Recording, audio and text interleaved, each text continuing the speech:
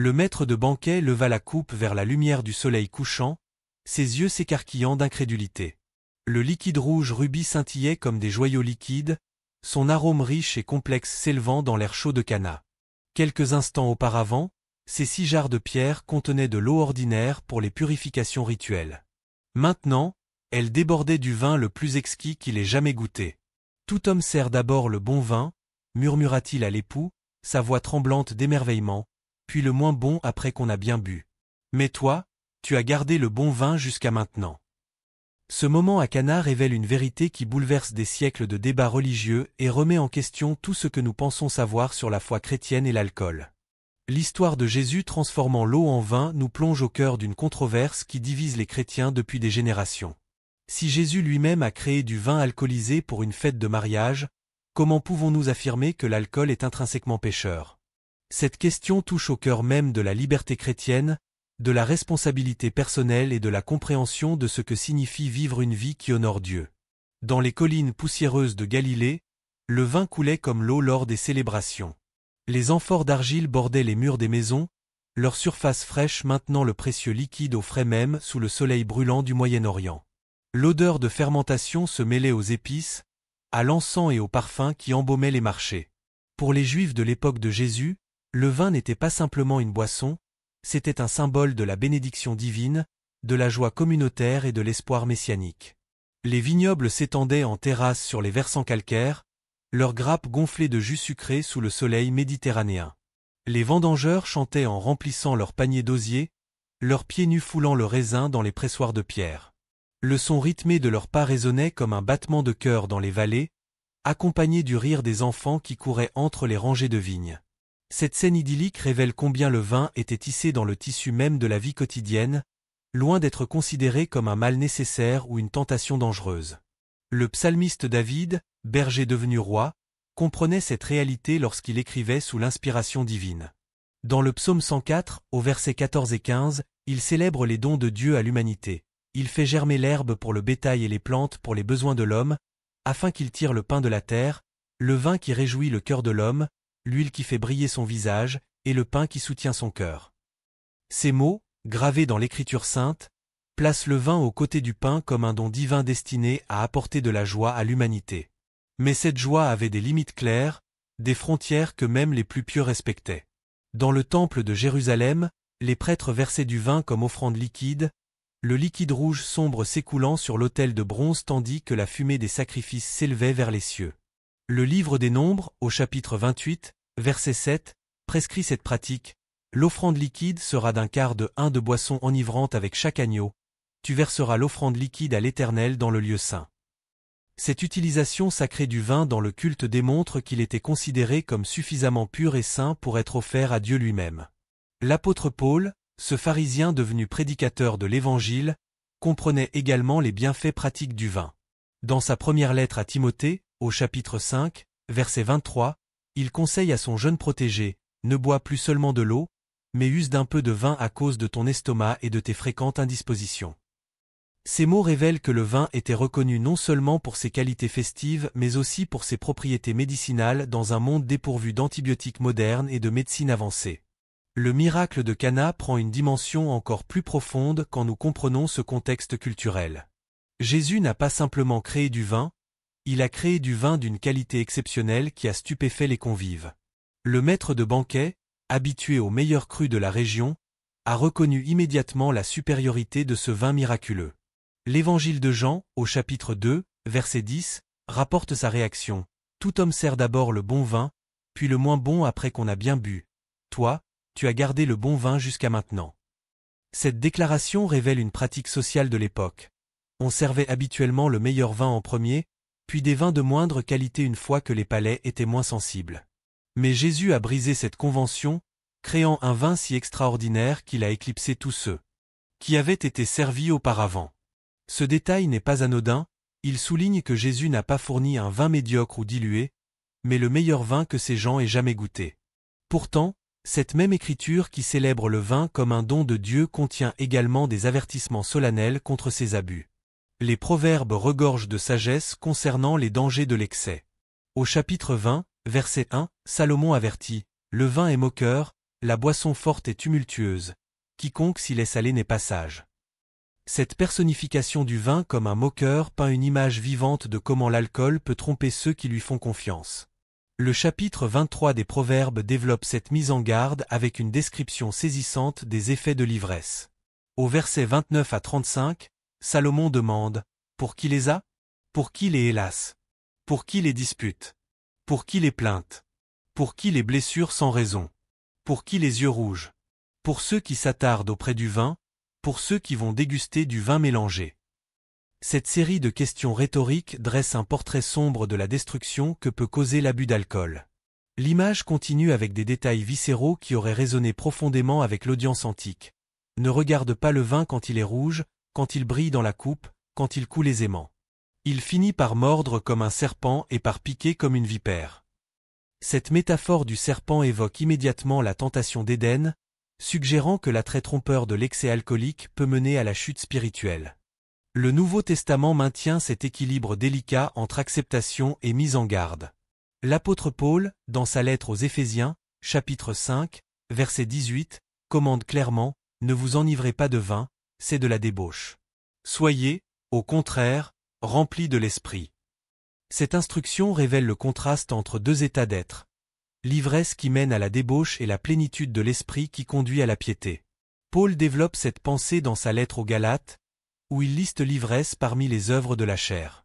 Au chapitre 5, versets 19 à 21, il avertit « Or, les œuvres de la chair sont manifestes, ce sont l'impudicité, l'impureté, la dissolution, l'idolâtrie, la magie, les inimitiés, les querelles, les jalousies, les animosités, les disputes, les divisions, les sectes, l'envie, l'ivrognerie, les excès de table et les choses semblables.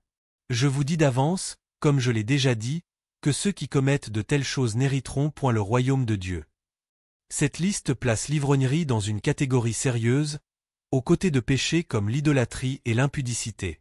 Elle suggère que l'abus habituel d'alcool peut compromettre l'héritage éternel d'une personne. Cependant, il est crucial de noter que Paul distingue entre l'usage modéré du vin, qu'il recommande même à Timothée, et l'ivrognerie destructrice. Le prophète Isaïe peint une image particulièrement frappante de ceux qui font de l'alcool leur priorité. Au chapitre 5, versets 11 et 12, il prononce un jugement sévère. « Malheur à ceux qui de bon matin courent après les boissons enivrantes, et qui bien avant dans la nuit sont échauffés par le vin. La harpe et le luth, le tambourin, la flûte et le vin animent leur festin. Mais ils ne prennent point garde à l'œuvre de l'Éternel, et ils ne voient point le travail de ses mains. » Cette condamnation révèle que le problème n'est pas la présence de vin au festin, mais l'obsession pour l'alcool qui aveugle les gens à l'œuvre de Dieu. Ces personnes commencent à boire dès le matin et continuent tard dans la nuit, permettant à l'alcool de dominer leur vie au point qu'ils négligent leur relation avec le Créateur. L'apôtre Pierre ajoute une dimension supplémentaire à cette discussion en reliant la sobriété à la vigilance spirituelle. Dans sa première lettre, chapitre 5, verset 8, il exhorte « Soyez sobres, veillez. Votre adversaire, le diable, rôde comme un lion rugissant, cherchant qui il dévorera. » Cette instruction lie directement la sobriété à la capacité de résister aux attaques spirituelles. L'image du diable comme un lion rugissant cherchant sa proie suggère un danger constant qui exige une vigilance constante. L'ivresse, qui émousse les sens et affaiblit le jugement, rend le croyant particulièrement vulnérable à ces attaques. Pierre comprend que la bataille spirituelle exige toutes nos facultés mentales et spirituelles intactes. Pourtant, malgré ces avertissements sérieux, le Nouveau Testament ne proclame jamais une interdiction totale de l'alcool. Au contraire, il établit des principes de liberté chrétienne tempérés par la responsabilité et l'amour. Paul aborde cette tension complexe dans sa lettre aux Romains, particulièrement au chapitre 14, où il traite des questions de conscience individuelle et de liberté chrétienne. Dans ce passage révolutionnaire, Paul établit un principe qui transforme notre compréhension de la vie chrétienne. Au verset 21, il écrit « Il est bien de ne pas manger de viande, de ne pas boire de vin, et de s'abstenir de ce qui peut être pour ton frère une occasion de chute. » Cette déclaration ne condamne pas le vin en soi, mais élève le bien-être spirituel d'autrui au-dessus de nos droits personnels. Ce principe révolutionnaire suggère que même les actions permises peuvent devenir problématiques si elles causent du tort à d'autres croyants. Un chrétien mature pourrait être capable de boire du vin avec modération sans compromettre sa foi, Mais si cette action encourage un frère ou une sœur en lutte avec l'alcoolisme à rechuter, alors l'amour chrétien exige l'abstinence volontaire. Paul développe cette pensée dans sa première lettre aux Corinthiens, chapitre 10, verset 24, que personne ne cherche son propre intérêt, mais que chacun cherche celui d'autrui. Cette éthique altruiste transforme la question de l'alcool d'un débat sur les droits personnels en une opportunité d'exercer l'amour sacrificiel. La liberté chrétienne, telle que Paul l'enseigne, n'est pas la licence de faire tout ce qui est techniquement permis, mais la capacité de choisir volontairement ce qui sert le mieux le royaume de Dieu et le bien d'autrui. Dans sa lettre aux Galates, chapitre 5, verset 13, il explique « Frères, vous avez été appelés à la liberté, seulement ne faites pas de cette liberté un prétexte de vivre selon la chair. Mais rendez-vous, par la charité, serviteurs les uns des autres. » Cette perspective transforme complètement l'approche de la question alcoolique. Au lieu de demander « ai-je le droit de boire ?», le chrétien mature demande « comment puis-je utiliser ma liberté pour servir Dieu et bénir autrui ?» Cette question oriente la décision vers l'amour et le service plutôt que vers les droits personnels. L'enseignement de Jésus lui-même reflète cette approche nuancée. Bien qu'il ait créé du vin à Cana et bu du vin lors de la Pâque, il a également parlé de renoncement et de sacrifice pour le royaume des cieux. Dans l'Évangile de Matthieu, chapitre 16, verset 24, il déclare « Si quelqu'un veut venir après moi, qu'il renonce à lui-même, qu'il se charge de sa croix, et qu'il me suive. » Ce renoncement ne signifie pas nécessairement l'abstinence totale d'alcool, mais la disposition à sacrifier même les plaisirs légitimes quand ils interfèrent avec notre appel spirituel ou le bien d'autrui. Jésus lui-même a démontré ce principe en jeûnant 40 jours dans le désert, renonçant même à la nourriture, un besoin plus fondamental que l'alcool, pour se préparer à son ministère. La question des motifs devient cruciale dans cette discussion. L'Épître de Jacques, chapitre 4, verset 3, avertit « Vous demandez, et vous ne recevez pas, parce que vous demandez mal, dans le but de satisfaire vos passions. » Cette vérité s'applique à toutes les décisions, y compris celle de boire ou de s'abstenir. Les motivations révèlent l'état du cœur plus clairement que les actions elles-mêmes. Un chrétien pourrait s'abstenir d'alcool par orgueil spirituel, se considérant comme plus saint que ceux qui boivent modérément. Inversement, un autre pourrait boire par rébellion contre les restrictions perçues ou pour s'engourdir face aux difficultés de la vie. Dans les deux cas, les motivations révèlent des problèmes spirituels plus profonds que la simple présence ou absence d'alcool dans la vie. Les Proverbes, chapitre 21, verset 2, offrent une perspective pénétrante. Toutes les voies de l'homme lui paraissent droites. Mais celui qui pèse les cœurs, c'est l'Éternel. Cette vérité souligne l'importance de l'auto-examen honnête devant Dieu, reconnaissant que nos rationalisations peuvent masquer nos vraies motivations. L'autocontrôle, identifié comme un fruit de l'esprit dans Galates chapitre 5, versets 22 et 23, devient un critère clé pour évaluer notre relation avec l'alcool. Mais le fruit de l'esprit, c'est l'amour, la joie, la paix, la patience, la bonté, la bénignité, la fidélité, la douceur, la tempérance. La loi n'est pas contre ces choses. La tempérance, ou autocontrôle, gouverne tous les autres aspects de la vie chrétienne. Cette tempérance ne se manifeste pas seulement dans l'abstinence, mais aussi dans la capacité de jouir des bons dons de Dieu sans en abuser. Un chrétien qui peut boire un verre de vin avec reconnaissance et s'arrêter la démontre peut-être plus d'autocontrôle que celui qui s'abstient complètement par peur de ne pas pouvoir s'arrêter. L'influence sur autrui constitue un autre facteur crucial dans cette décision. L'apôtre Paul, dans sa première lettre aux Corinthiens, chapitre 8, versets 9 à 13, traite de cette responsabilité. Prenez garde, toutefois, que votre liberté ne devienne une pierre d'achoppement pour les faibles. C'est pourquoi, si un aliment scandalise mon frère, je ne mangerai jamais de viande, afin de ne pas scandaliser mon frère. Cette déclaration révolutionnaire place la responsabilité envers autrui au-dessus des droits personnels. Paul était prêt à renoncer à vie à la viande, un plaisir légitime, plutôt que de causer la chute spirituelle d'un autre croyant. Cette même logique s'applique à l'alcool. Si notre consommation modérée encourage quelqu'un d'autre à boire de manière destructrice, l'amour chrétien exige l'abstinence.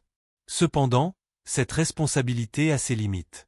Paul ne suggère pas que nous devions vivre selon les scrupules excessifs ou les jugements injustes d'autrui. Dans sa lettre aux Colossiens, chapitre 2, versets 20 et 21, il met en garde contre ceux qui imposent des règles artificielles. Si vous êtes morts avec Christ au rudiment du monde, pourquoi, comme si vous viviez dans le monde, vous impostéons ces préceptes? ne prends pas. Ne goûte pas. Ne touche pas. L'équilibre délicat consiste à distinguer entre la sensibilité aimante envers les faiblesses réelles d'autrui et la soumission aux manipulations ou au jugement pharisaïque. Cet discernement exige la sagesse de l'Esprit Saint et souvent le conseil de croyants matures. La prière devient essentielle dans ce processus de décision. Jacques, chapitre 1, verset 5, promet « Si quelqu'un d'entre vous manque de sagesse, qu'il la demande à Dieu, qui donne à tous simplement et sans reproche, et elle lui sera donnée. » Cette sagesse divine peut éclairer les décisions complexes concernant l'alcool d'une manière que les règles humaines ne peuvent pas. La communauté chrétienne joue également un rôle vital dans cette navigation. L'Épître aux Hébreux, chapitre 10, verset 24, encourage « Veillons les uns sur les autres, pour nous exciter à la charité et aux bonnes œuvres. » Cette surveillance mutuelle bienveillante peut aider les croyants à identifier les zones aveugles dans leur propre vie et à recevoir l'encouragement nécessaire pour faire des choix sages. La contextualisation culturelle ajoute une autre dimension à cette discussion. Ce qui est acceptable dans une culture peut être scandaleux dans une autre. Un missionnaire dans une culture où l'alcool est complètement tabou pourrait choisir l'abstinence totale pour éviter de compromettre son témoignage, même si sa conviction personnelle permettrait la consommation modérée. Paul démontre cette flexibilité culturelle dans sa première lettre aux Corinthiens, chapitre 9, verset 22. « J'ai été faible avec les faibles, afin de gagner les faibles. Je me suis fait tout à tous, afin d'en sauver de toute manière quelques-uns. » Cette adaptation missionnaire peut parfois exiger des sacrifices personnels pour l'avancement de l'Évangile. L'aspect temporel mérite également considération. Ce qui peut être approprié à un moment de la vie peut devenir problématique à un autre. Un jeune célibataire pourrait jouir d'une liberté plus grande qu'un parent dont les enfants observent chaque action, ou qu'un leader d'église dont l'influence s'étend largement. Les circonstances personnelles influencent aussi ses décisions. Quelqu'un avec des antécédents familiaux d'alcoolisme pourrait sagement choisir l'abstinence complète, reconnaissant sa vulnérabilité génétique potentielle. Cette décision ne reflète pas un manque de foi mais une sagesse pratique informée par l'expérience familiale. La santé physique constitue un autre facteur légitime. Si l'alcool interfère avec des médicaments, aggrave des conditions médicales, ou nuit à la santé générale, l'abstinence devient un acte d'intendance responsable du corps que Dieu nous a donné. La première lettre aux Corinthiens, chapitre 6, verset 19, rappelle « Ne savez-vous pas que votre corps est le temple du Saint-Esprit qui est en vous, que vous avez reçu de Dieu, et que vous ne vous appartenez point à vous-même » Le témoignage chrétien dans le monde séculier présente des défis uniques. Dans certains contextes professionnels ou sociaux, refuser poliment un verre peut ouvrir des opportunités de témoignage, tandis que dans d'autres, une participation modérée pourrait créer des ponts relationnels pour l'Évangile. La sagesse consiste à discerner quelle approche sert le mieux le royaume de Dieu dans chaque situation spécifique. L'industrie de l'alcool elle-même soulève des questions éthiques complexes. Certains chrétiens choisissent l'abstinence pour éviter de soutenir financièrement une industrie qui profite souvent de la dépendance et cause des dommages sociaux considérables. Cette position, bien que non universellement adoptée, reflète une préoccupation légitime pour les implications plus larges de nos choix de consommation. La célébration et la communion occupent une place spéciale dans cette discussion. Jésus a institué la Sainte Seine avec du vin, créant un lien sacramental entre l'alcool et la communion spirituelle la plus profonde.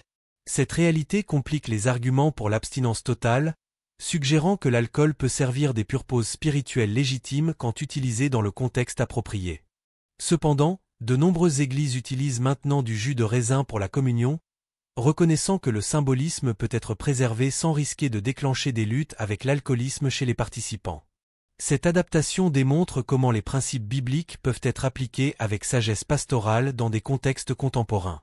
L'évolution des attitudes culturelles envers l'alcool influence également cette discussion. Dans une société où la consommation excessive est normalisée et même glorifiée, l'abstinence chrétienne peut servir de témoignage contre-culturel puissant. Inversement, dans des contextes où l'abstinence totale est la norme, une consommation modérée et reconnaissante pourrait témoigner de la liberté chrétienne. Les générations plus âgées dans l'Église portent souvent des perspectives forgées par différentes expériences historiques et culturelles. Respecter cette sagesse accumulée tout en naviguant les réalités contemporaines exige de la patience et de l'humilité de toutes les parties. Le dialogue intergénérationnel peut enrichir la compréhension communautaire de ces questions complexes. L'aspect économique mérite aussi attention. L'argent dépensé en alcool pourrait-il être mieux utilisé pour l'œuvre du royaume, l'aide aux pauvres, ou d'autres priorités spirituelles? Cette question ne suggère pas que tout plaisir légitime soit injustifié, mais encourage une évaluation réfléchie de nos priorités financières à la lumière des valeurs éternelles. La dépendance représente peut-être le danger le plus évident associé à l'alcool. Même ceux qui commencent avec les meilleures intentions peuvent graduellement développer une dépendance qui compromet leur liberté spirituelle et leur efficacité dans le service de Dieu. La vigilance concernant les signes précoces de dépendance peut prévenir des tragédies spirituelles et personnelles plus tard. Les relations familiales ajoutent une autre couche de complexité. Un conjoint en récupération d'alcoolisme peut légitimement demander l'abstinence totale du partenaire par solidarité et pour éviter la tentation. Cette demande, fondée sur l'amour et la vulnérabilité mutuelle, mérite une considération sérieuse même si elle limite la liberté personnelle. L'éducation des enfants présente des défis particuliers dans cette discussion. Comment les parents chrétiens peuvent-ils modeler une relation saine avec l'alcool tout en protégeant leurs enfants des dangers potentiels? Cette responsabilité pourrait influencer les choix parentaux d'une manière qui diffère de leurs convictions personnelles antérieures. Les occasions spéciales et les traditions culturelles compliquent souvent ces décisions. Les mariages, les célébrations religieuses et les réunions familiales peuvent créer des pressions sociales pour boire ou s'abstenir, indépendamment des convictions personnelles. Naviguer ces situations avec grâce tout en maintenant l'intégrité spirituelle exige de la sagesse et souvent de la préparation préalable. La maturation spirituelle influence également ces perspectives. Ce qu'un nouveau converti pourrait considérer comme essentiel à sa foi, un croyant mature pourrait le voir comme une question de liberté personnelle. Cette évolution ne représente pas nécessairement un relâchement spirituel mais plutôt une compréhension plus nuancée de la grâce et de la liberté chrétienne. Les ministères publics portent des responsabilités particulières dans cette question.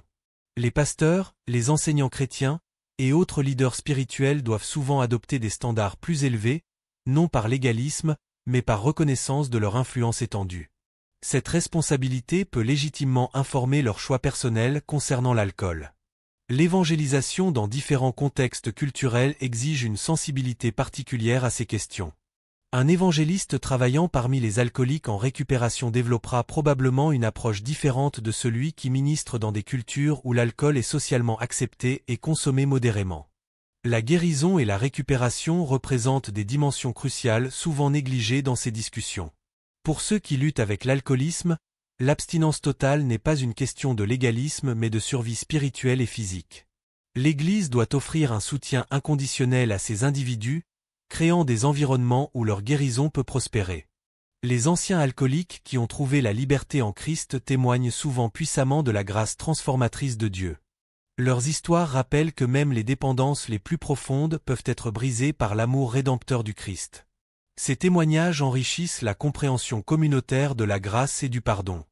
La médecine moderne a révélé des informations concernant l'alcool qui n'étaient pas disponibles au temps biblique. La compréhension contemporaine de l'alcoolisme comme maladie, les effets de l'alcool sur le développement cérébral et les risques sanitaires associés peuvent légitimement informer les décisions chrétiennes sans contredire les principes scripturaires. Les implications sociales plus larges de la consommation d'alcool méritent également considération. L'alcool contribue à la violence domestique, aux accidents de la route et à nombreux autres problèmes sociaux. Certains chrétiens choisissent l'abstinence comme protestation silencieuse contre ces maux sociaux, même s'ils ne considèrent pas la consommation modérée comme personnellement pécheresse. La liberté de conscience, un principe protestant fondamental, doit être respectée dans ces discussions. Forcer l'uniformité dans des domaines où l'écriture permet la diversité peut créer des divisions inutiles et compromettre l'unité chrétienne. L'acceptation mutuelle dans ces questions secondaires démontre la maturité spirituelle communautaire. Cependant, cette liberté de conscience ne s'étend pas à l'ivrognerie ou à l'abus d'alcool, que l'Écriture condamne clairement.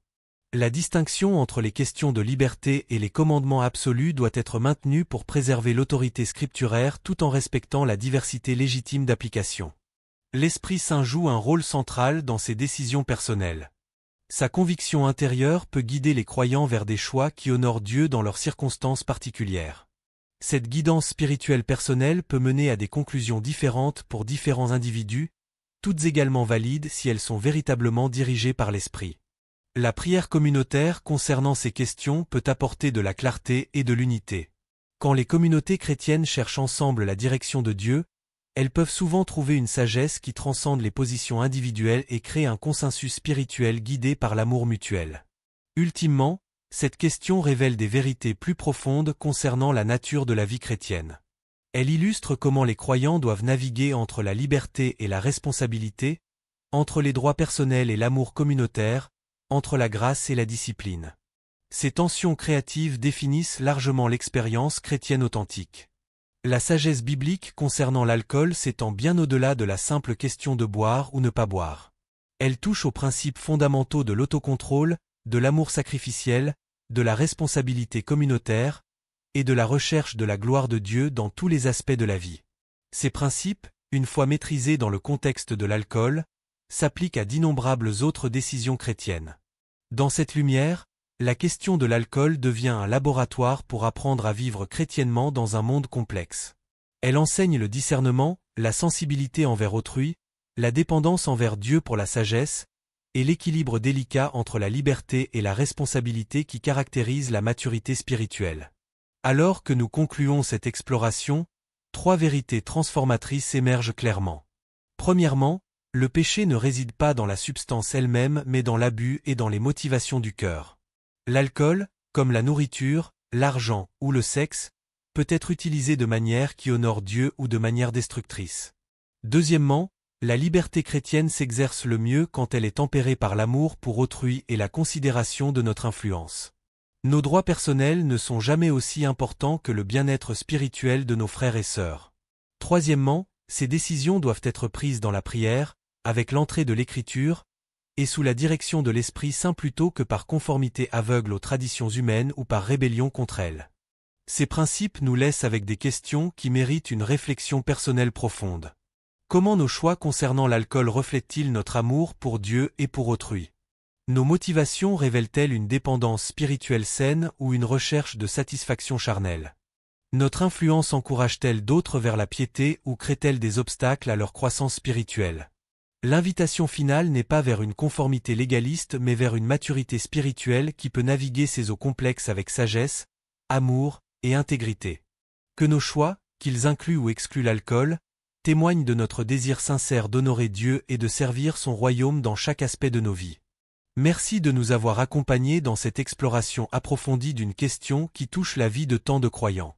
Si cette discussion vous a aidé à réfléchir plus clairement sur ces enjeux, nous vous encourageons à partager ces insights avec d'autres qui pourraient bénéficier de cette perspective biblique équilibrée. Votre soutien à Histoire biblique nous permet de continuer à apporter ces études approfondies qui éclairent les questions complexes de la foi chrétienne contemporaine.